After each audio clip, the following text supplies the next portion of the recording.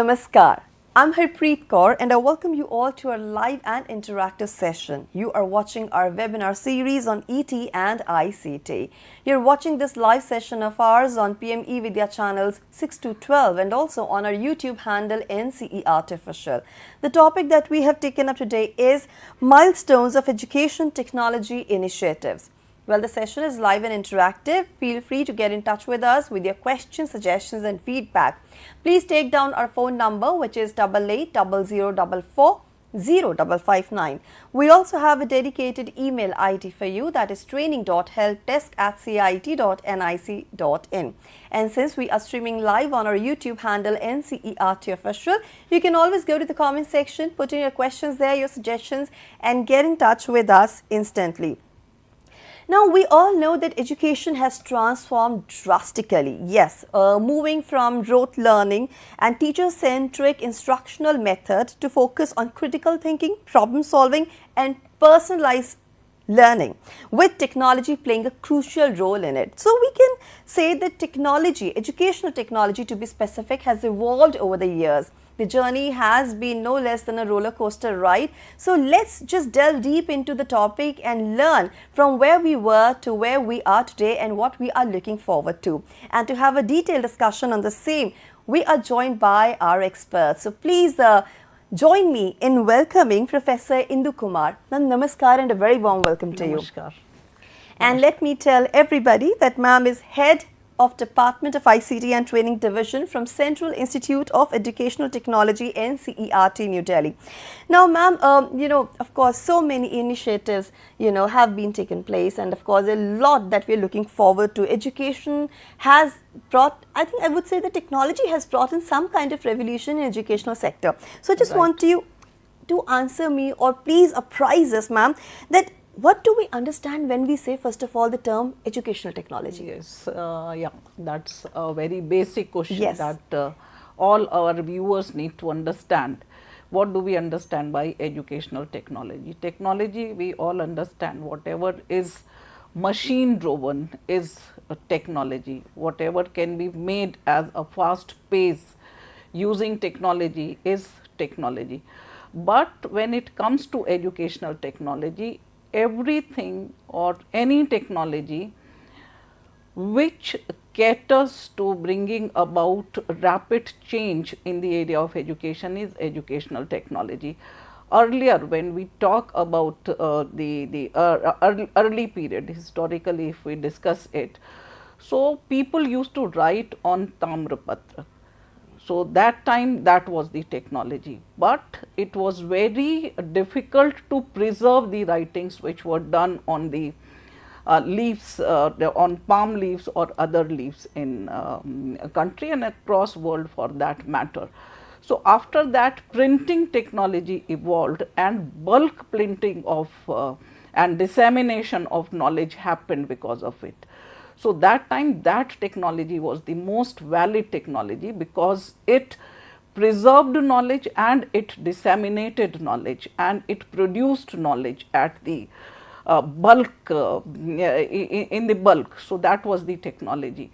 Later on, when we evolved the education in terms of school education, so there were a lot of technology. So earlier when we were students, we used to use teaching aids to enhance our classroom teaching and also the learning experience for the children. So that time those learning teaching aids were the technology.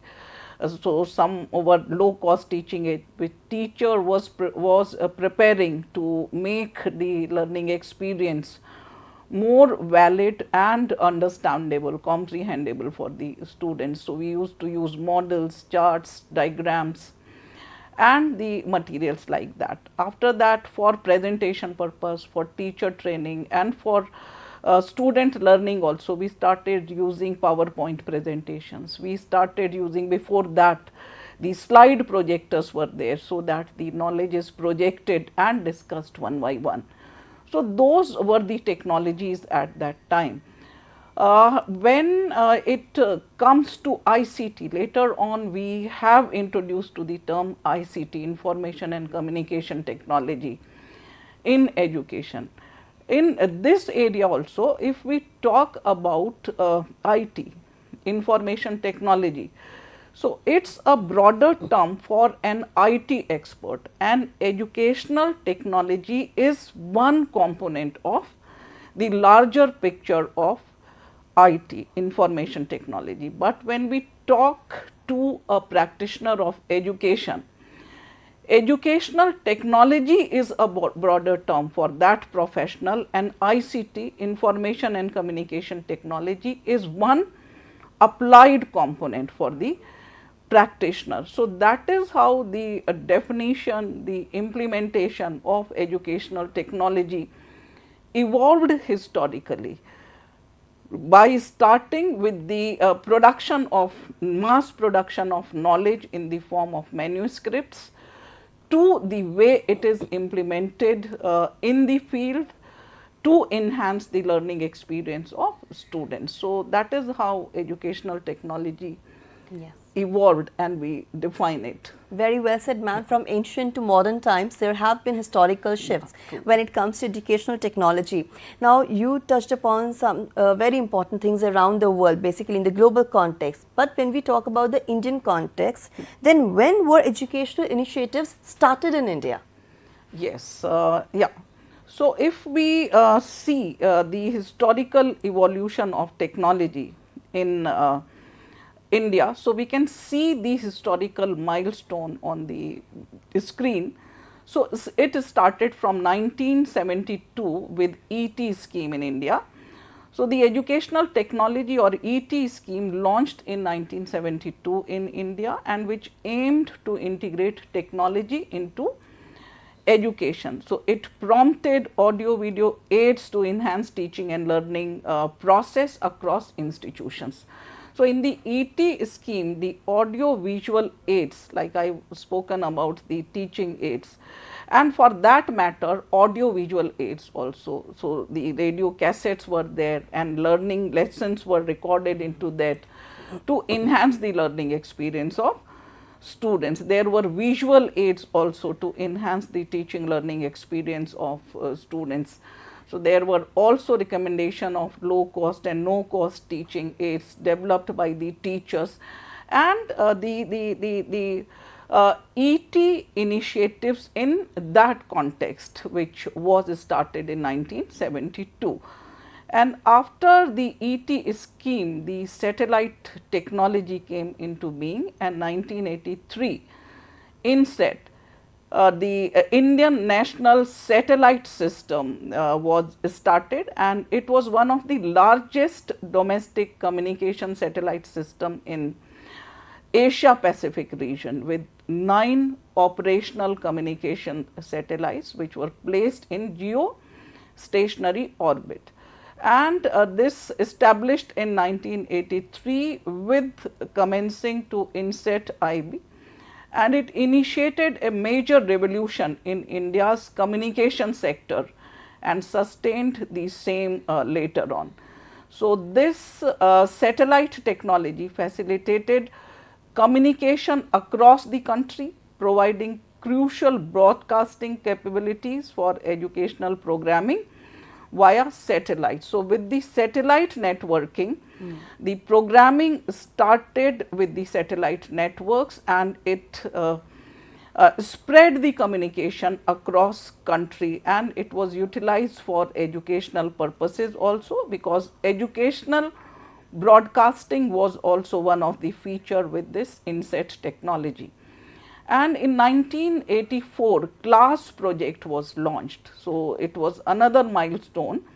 The CLASS project was about computer literacy and studies in schools. So, the computer technology was implemented in school through this project, and this project was initiated in 1984, and is sought to integrate computer based education into schools. So, this particular initiative, CLASS initiative, revolutionized the entire educational scenario, because computer based education in schools were introduced by this particular initiative. And if we talk about another milestone, it was NEP 1986, National Policy of Education 1986. So, it came into being as the year suggests, 1986. And this particular National Policy of Education also emphasized the role of technology in education to ensure quality education for all the sectors of society. So, technology should reach at the grassroots level and it should enhance the quality of school education. So, in that scenario, NEP 1986 was also a very important milestone, and it also emphasized the audio visual technology, the broadcasting and telecasting technology to enhance the quality of education. And the program of action of this particular policy came into being in 1992. So, it was the program of action, and it expanded the initiative to support and integrate technology in education, because the achievable tasks were broken into small pieces and technology was one of the area to be implemented, and it emphasized on promoting the use of ICT in school system. So, that is how the ICT, information and communication technology, was introduced in the school system. So,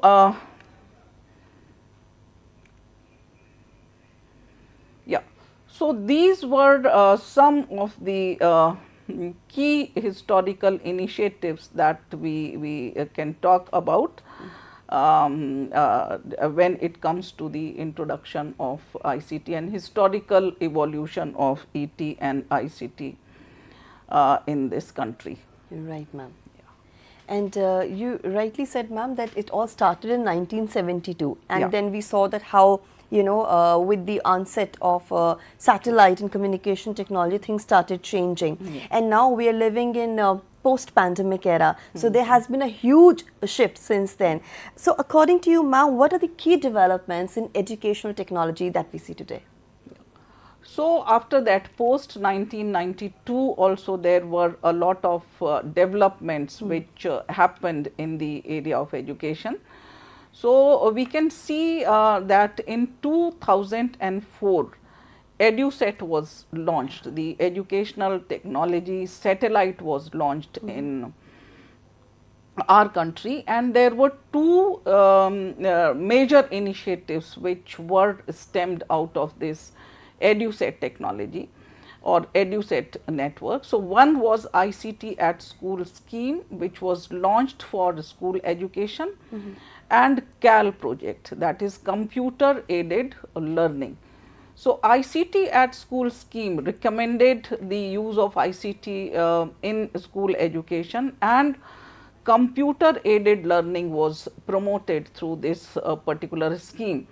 It talked about some bare minimum infrastructure to be developed in the area of school education, so that computers can be utilized to enhance the quality of education, and computer aided learning should be introduced in this country to develop the human resource for the future, because computers were something which were coming into picture very rapidly across the globe. So, we also needed to prepare our human resources according to the global demand. So, that is how ICT at scheme suggested some key initiative to promote the computer aided learning and introduction to an enhancement of the use of computers in the system. And for higher education, there was another initiative which was called NMEICT, National Mission of Education ICT.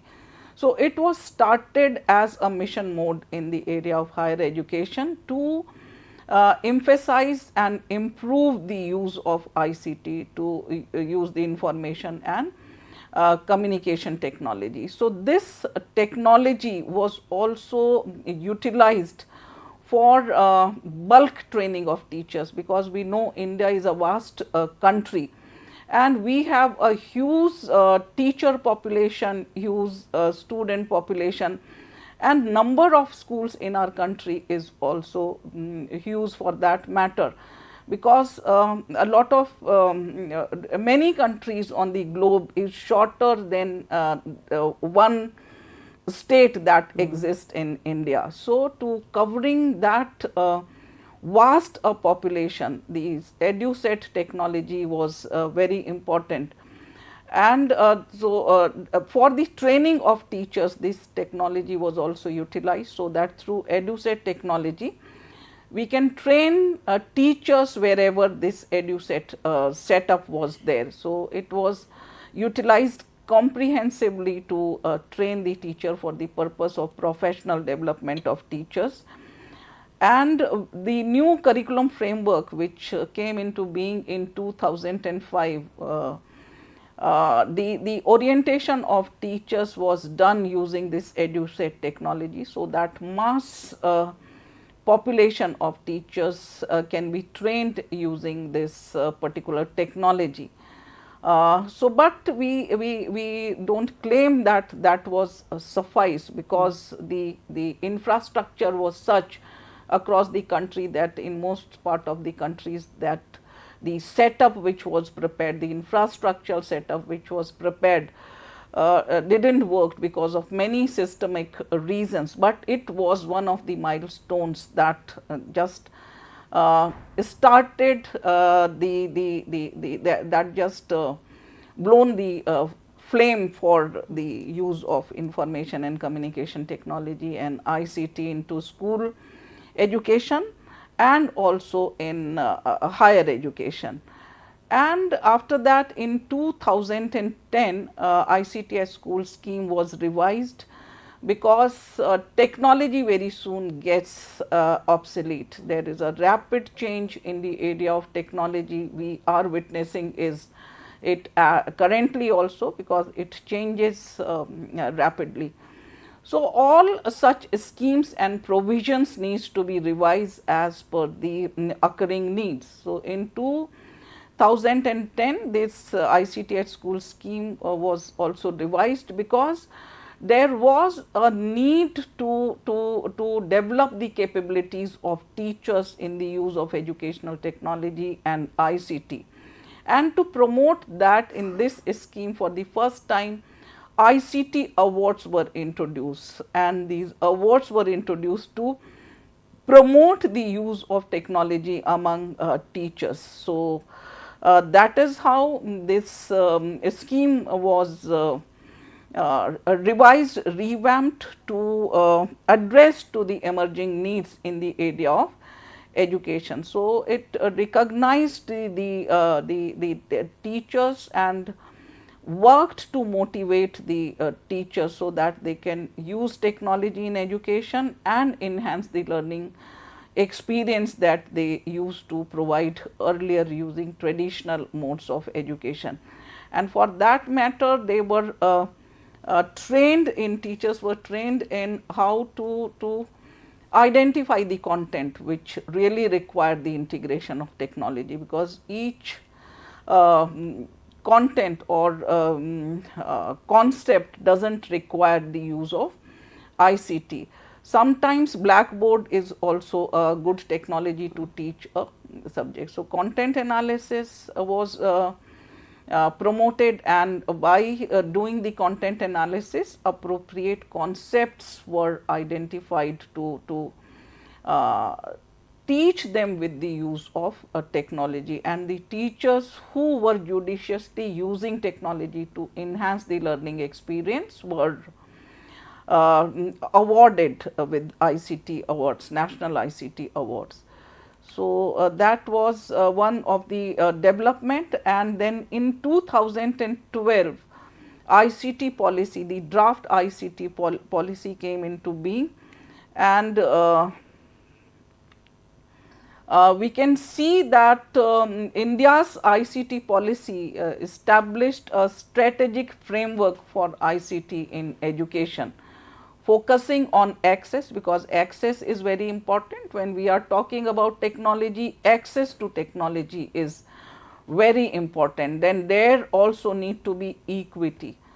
By providing technology, we can give opportunities to use technology, but until and unless we provide for equity, equitable use of technology, the quality won't come. So it talked about access, equity and quality to bridge the gaps between haves and have nots. And it aimed to integrate technology not just for teaching, but also for educational governance and management, because educational governance and management also consumes a lot of time of teachers and school heads. So if we automate the governance and management, so that is how we can use technology for better governance and better management of school education. After that, in 2013, there were two major initiatives which were launched. So those two major initiatives were NROER and ICT curriculum. In a country like India, OERs are very important, open educational resources, which are available for free to the students. So this repository was started, National Repository of Open Educational Resources, which contained educational resources which were shared under CC by SA licensing policy, which was a very liberal licensing policy, so that the teaching learning resources can be utilized by the teachers and students for free to enhance their quality of education. Because if we talk about equity and quality, the access to resources is very, very important. So this repository ensured the access to resources for students and teachers. And another initiative was ICT curriculum initiative. So this initiative, because ICT curriculum was also the need of the hour to train teachers on how to integrate technology in education. So this curriculum was woven around 6 learning strands, which ensured the integration of technology by the teachers also, and there were some strands for students as well, so that in later part of their education, they think about integrating technology or adopting technology for their future careers as well. So some of the learning strands I would like to mention here. Connecting with the world, because technology enhances the connection with the world. So it ensures that we can connect in the world, connecting with each other. We can connect with each other with the use of ICT and technology. There are a lot of tools using which, like WhatsApp is the tool, and other such communication tools are there using which we can very easily connect with each other. So interacting with technology, technology competency development is very important. Until and unless we interact with technology, we won't ensure that we learn technology.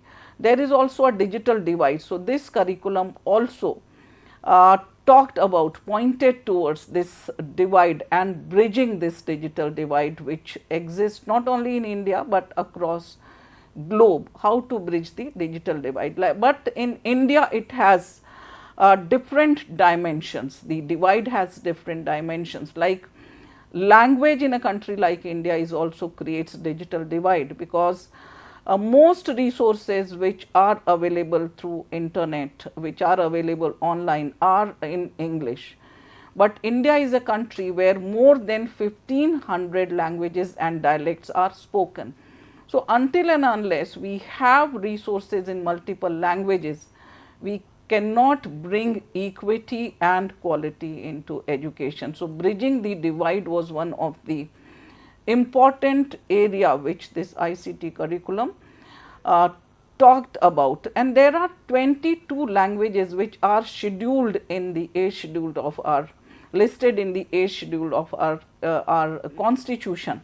So, at least we should have resources in those 22 languages, and when we add English, so it becomes 23. So, NROER contained resources in multiple languages, and ICT curriculum ensured or to implement all these learning stands in the area of education and how to utilize technology in education.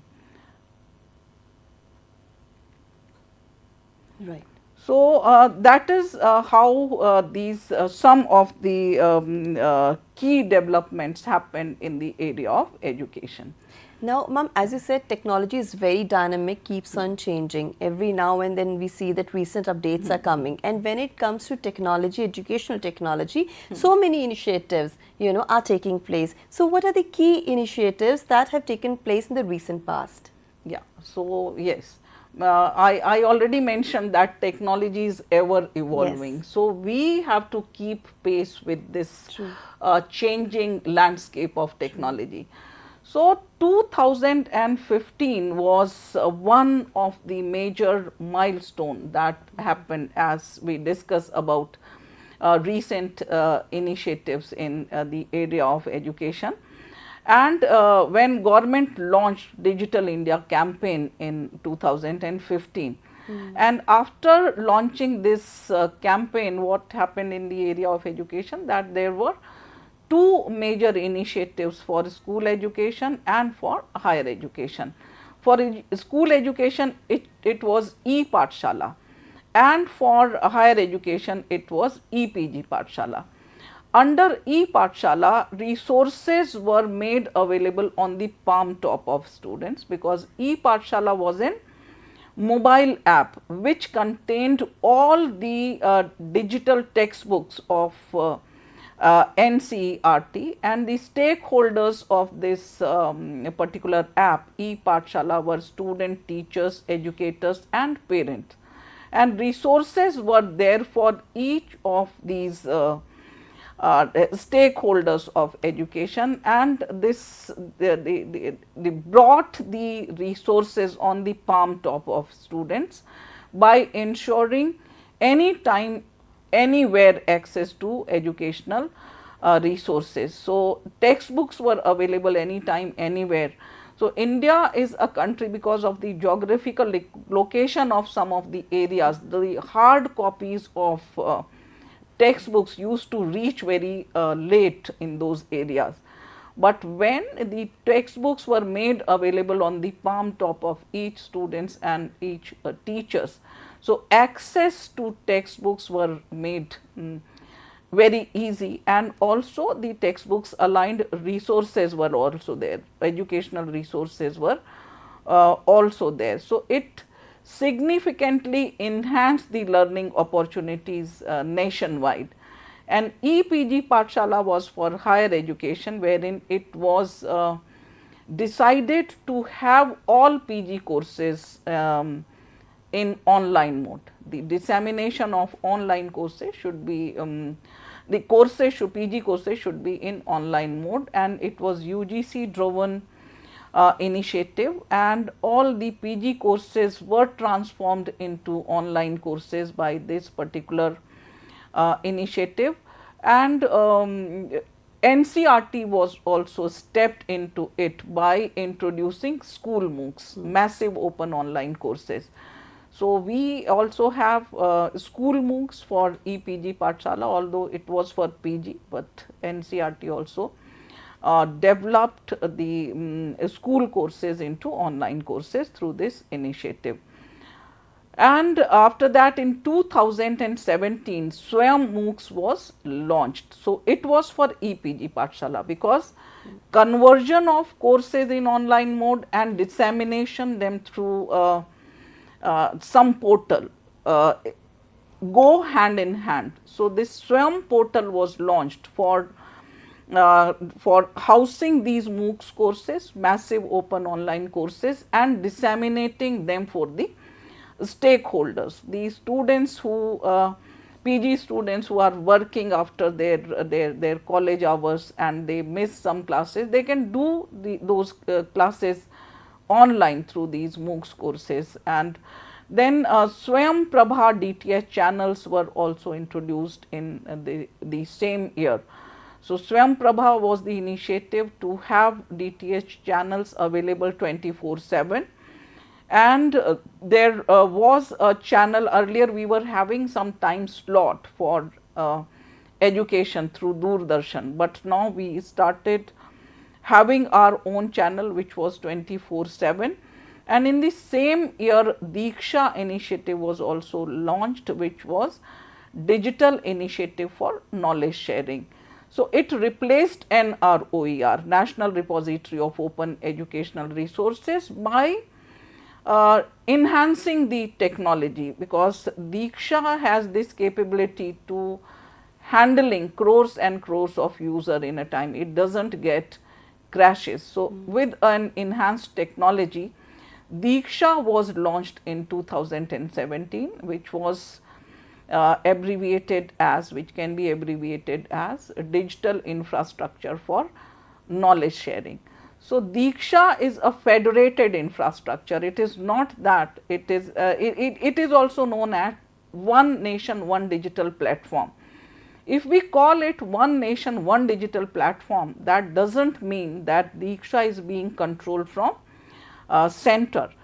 It has a federated structure where each state and union territories have their own spaces on Diksha, which we call tenants. So, every state and union territory is tenant on Diksha, and they can use the spaces given to them in any which manner they want to use it, keeping in view their local specific needs. So, that is how this Diksha initiative also revolutionized the education, and it also ensured conversion of efforts, because generally what happened, we keep making multiple efforts in the same direction.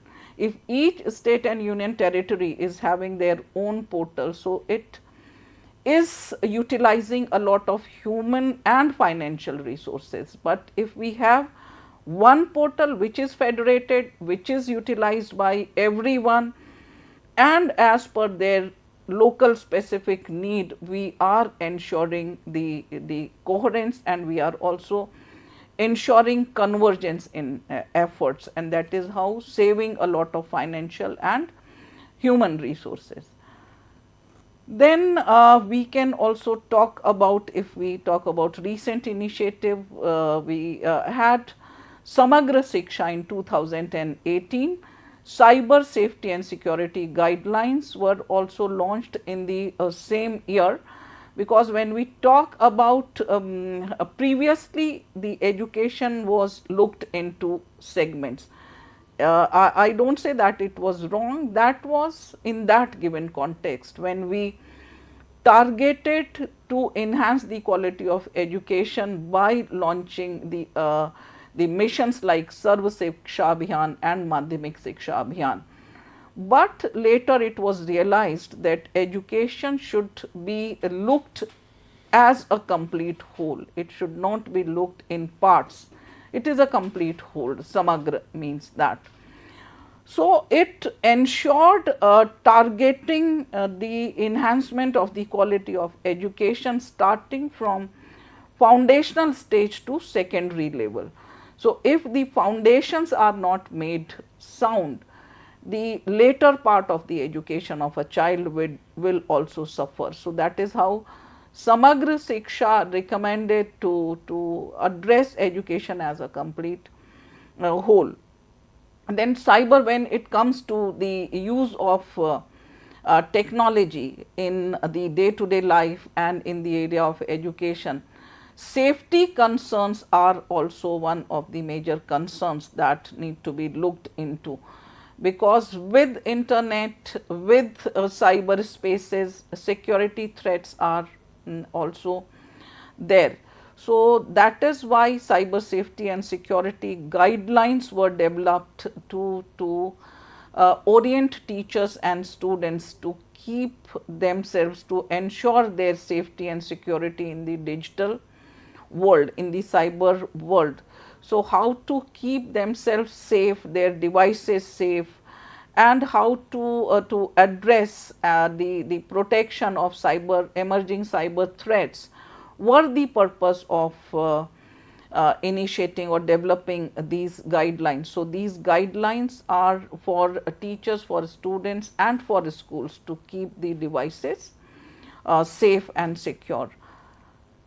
So, in 2019, in the same sequence, there was another initiative which is started, which was NISHTHA, National Initiative for School Heads and Teachers Holistic Development. It was for the holistic development of school heads and teachers. Some of the important areas of education were identified, in which each and every teachers and head of the schools need to be trained. So, this training was started in cascade mode to cover all the teachers which are working in the elementary education. So, initially it was started for elementary education, and we could train approximately 17 lakh teachers out of the 42 lakhs teachers who were working in elementary education. But in the meantime, as we all know, pandemic came and this particular initiative was put to a halt. But very soon we bounced back and we started this training through online mode using Diksha platform, which I previously spoken about. So, we could train all the 42 lakhs teachers, and subsequently this particular NISHTHA initiative was implemented for secondary teachers, for train the foundational literacy and numeracy teachers in foundational literacy and numeracy, and in early childhood care and education. So, that is how it targeted to cover the entire teacher community working in school education.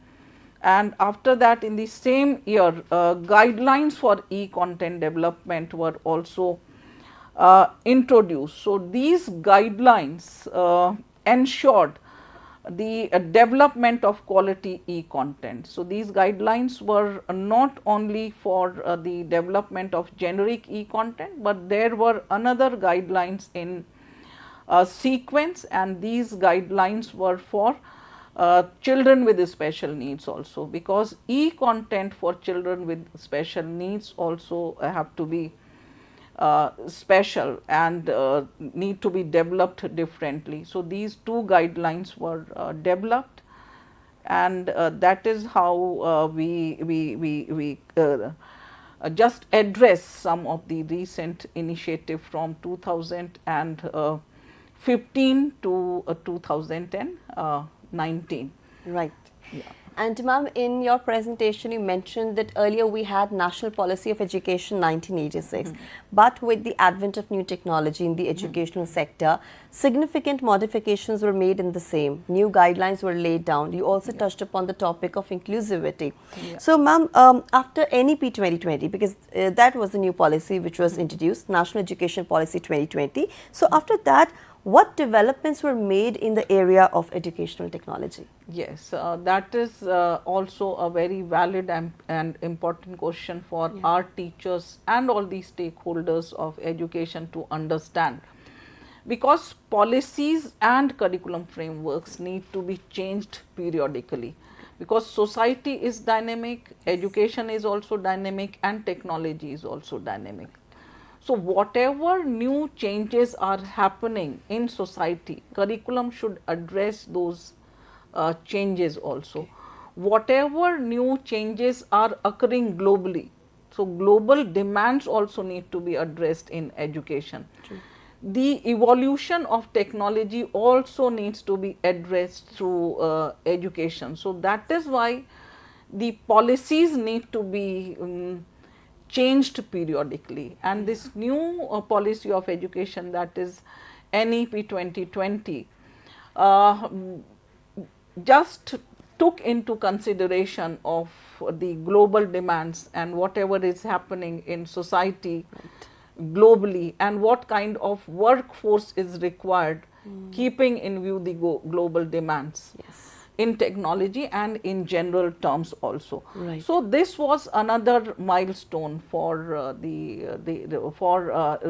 making recommendation in the area of technology in education. So we also saw so many changes so happening. we can see what happened after post 2020, post NEP 2020. So we can see first change is the National Policy of Education, which just was given away to the country in 2020, and these are some of the key recommendations of NEP 2020 for technology, for online and digital education. So it talked about digital infrastructure. So when we talk about technology, a digital infrastructure should be put in place.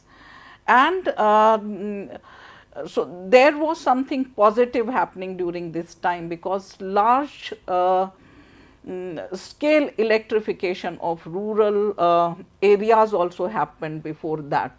So with the electrification, establishing a digital infrastructure becomes easier, and this new policy of education talks about that electrification and the possibility of developing a digital infrastructure in the entire country for the online and digital education to introduce. Then it also talks about portals, apps and tools for enhancing the quality of education, for the making education more interesting for the students. It also talk about digital resources, quality digital resources to be developed and disseminated. It also talks about telecast and broadcast technologies for to be introduced in education. It also talks about e-governance, which earlier was also talked about, but it needs to be implemented in a more robust manner, in a more concentrated manner. So online assessment is also need of the hour, because during the time of pandemic we were forced into adopting technology for education to go.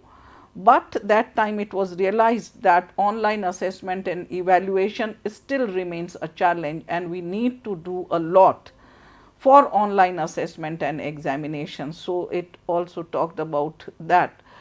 So it also talked about building digital competencies of students and teachers, because students are fearless in using technology, as we know. So what kind of digital technologies need to be developed among our students?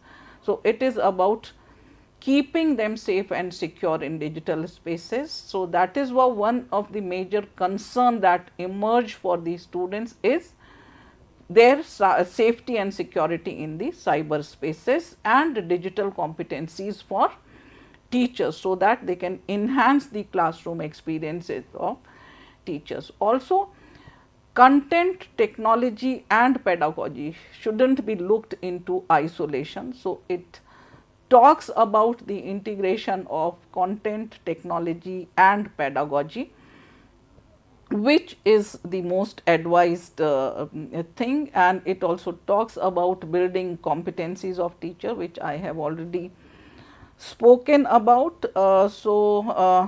And one of the important thing is to lay down standards for everything that we do. If we are talking about quality digital resources, we should also set an example on how quality digital resources should look like.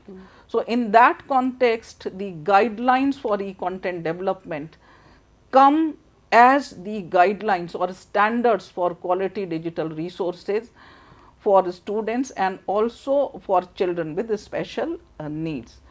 So that is how it talked about various aspects of educational technology, the NEP 2020, and it also talks about having comprehensive research in the area of educational technology, because until and unless we promote research in any area we won't know the newer demands which are occurring. It also talks about disruptive technologies. Disruptive technologies are such technologies because of which some disruption in the existing practice comes, like when email and email communication and messaging, net based messaging came into being. So, we stopped using telephones when smartphones came. We stopped using landline telephones. We stopped posting letters. So, communication was just a click away. So, it brought disruption to the entire system of the postal system when we used to post letters. So, we need, by research, we need to foresee what kind of newer technologies are coming, like nowadays artificial intelligence and machine learning is something which is a buzzword. So, we need to have researches to foresee what kind of disruption these technologies will bring into the system, and we need to train or equip our workforce accordingly, keeping in view the future needs. So, research is very important in that context, and it has been talked about in the new education policy. So, that is why we call this policy a very futuristic policy. And there are other guidelines which are Pragyata guidelines, which were developed post NEP 2020, and these guidelines provide various models of digital education, because we can't provide uniform infrastructure, because if we talk about equality, we talk about equality of opportunities, but we can't make everything equal in a night. So, differentiation will are a reality of the society, of the system.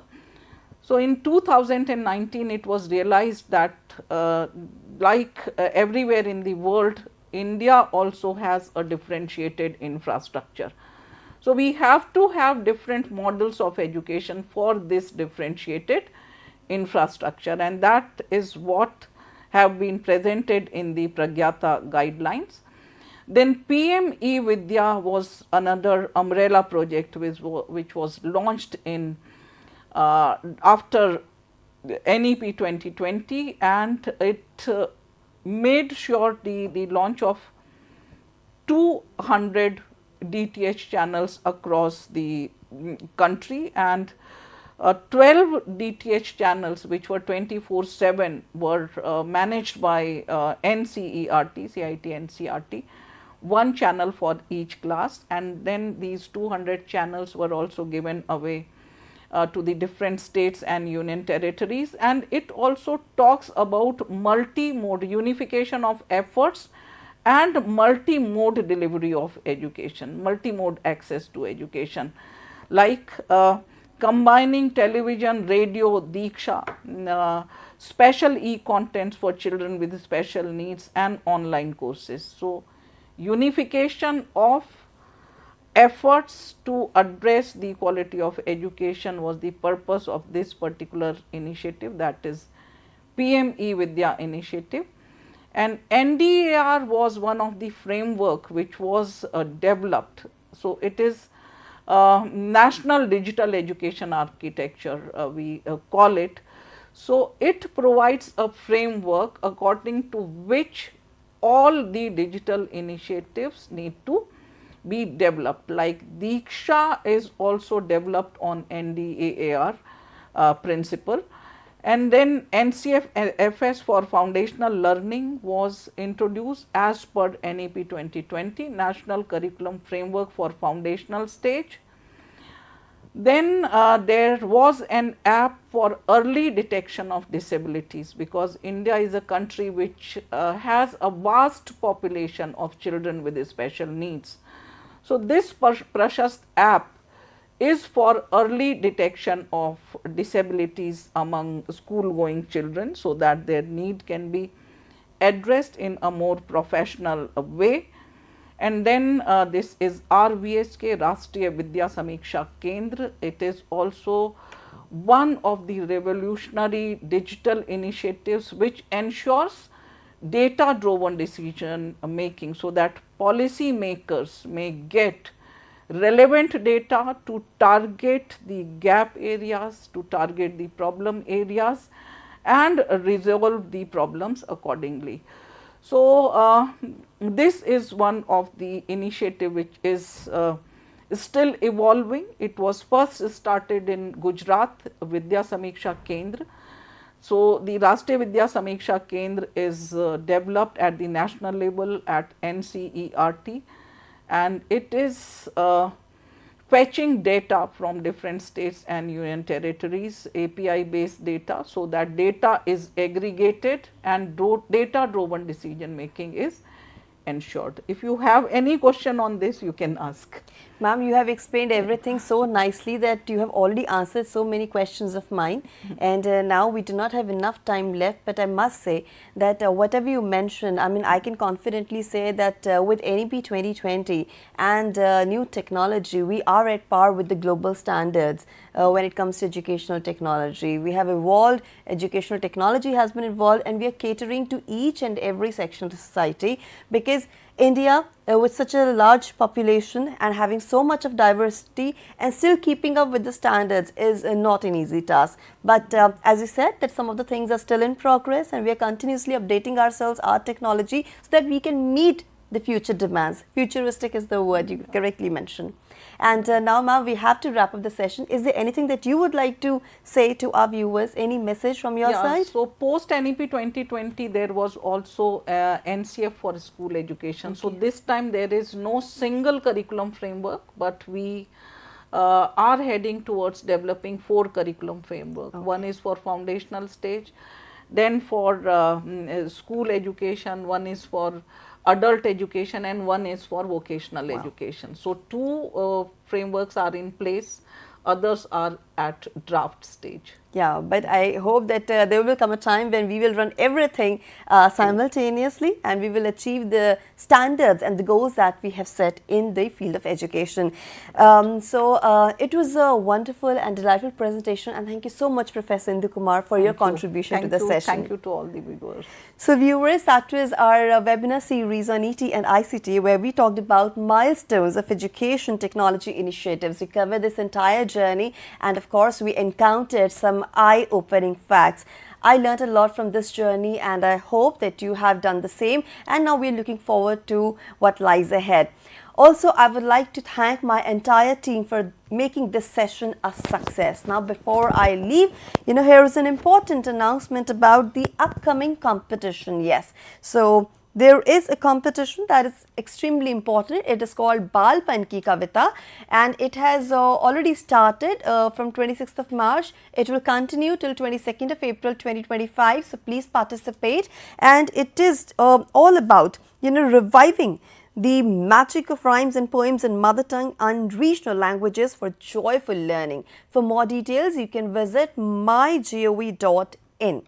And with this, it's a wrap. And let's take a quick look at what's coming ahead. So in a short while from now, you can watch our session Sahyog, where we will talk about parent-child relationship and mental health. You can watch all these programs of ours on our YouTube handle NCERT Official. This is me, Harpreet Kaur, taking leave of you, but you stay connected to us through various platforms. Namaskar.